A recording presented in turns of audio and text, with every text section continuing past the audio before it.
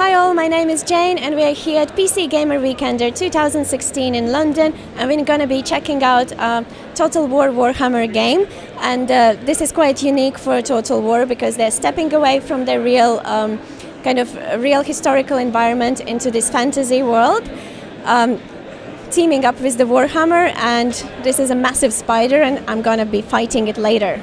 Joey, can you tell us more about the Total War Warhammer and the upcoming game? Sure, so Total War Warhammer, much like any Total War, is a real-time strategy battles with a turn-based campaign side to it. But with Total War Warhammer, you're going to have 4 playable races of the Dwarfs, the Empire, the Greenskins and the Vampire Counts, and you can kind of pitch those factions or races against each other to try and, dominate the campaign, much like Total War generally speaking. But obviously it is different. We're working with Warhammer and Games Workshop, so it's not traditional as we've had previously. There's going to be a lot more involved on the fantasy side. So what we've got, which is new, is quest battles rather than historical battles. So that adds that sense of narrative to the game that is revolved around the characters itself. So, we can see over the back on these banners here, we've got Cole Franz for the Empire, and you're going to be able to do quests that are based around his kind of story within the tabletop lore. So we've incorporated a lot of the tabletop side of things into Total War as a whole,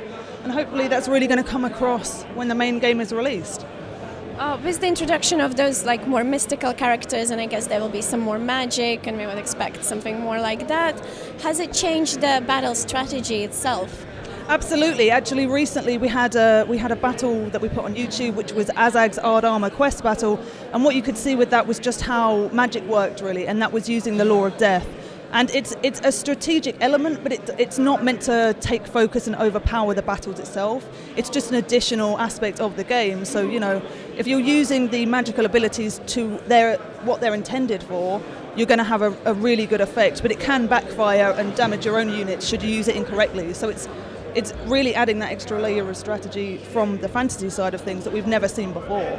Can you tell us more about what you're doing here at PC Gamer Weekender? So what we're doing here, we're showing Ambush at the Thundering Falls, which is a quest battle for the Dwarfs, and they're facing off against the Greenskin army, which is ambushing them in a corridor type battle. So it's a really narrow path rather than a square battlefield, which is traditional for Total War generally. And the Dwarfs themselves have quite a few unique features in the campaign side of things. For example, the Book of Grudges. So their quest battles are orientated around this book, which is called the Damaz Kron. And, they're ticking off this list of grudges that the other races have put upon them slowly, and as a result, they kind of tick it off and complete the quest battle. So, there's lots of different features which are unique to the races and not just Total War Warhammer as a whole. So there's a lot to cover, and really hopefully that comes across when the main game is out.